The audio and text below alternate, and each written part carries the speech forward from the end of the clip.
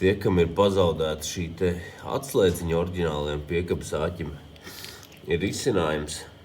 Var nopirkt atsevišķu šo serdeni.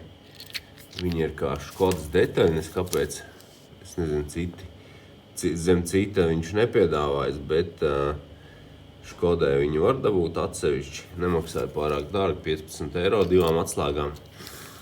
Bet viņi der arī izskatās, kad, cik es skatījos internetā drēvā, ka Vestfālijā āķiem arī der, kam ir tas apaļais grozāmais. Tiem tikai jāsamaina galā šitas te, jāizjauc tā serdenīt, tas te stienīts, kas iznāk ārā. Un, es tā ceru, ka viņa vienkārši izvalkās brutāli ārā, kas ieskrūvējuši kaut kādu samarezi lielo iekšā un ar kazas kāju viņu izvilkšu.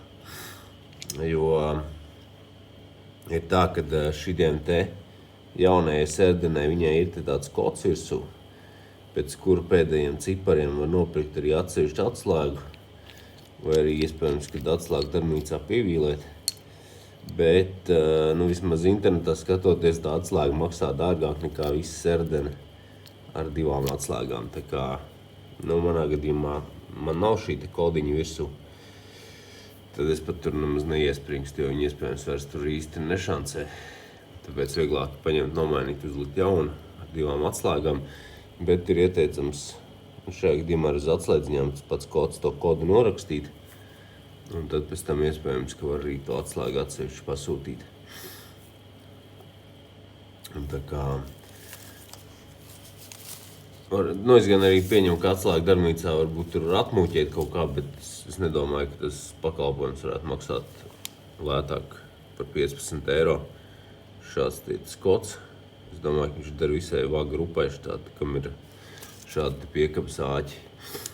Es nezinu, kas kuram ražo. Šeit ir kaut kāda čehu firma, laikam, kas to piekabas āķi ražo.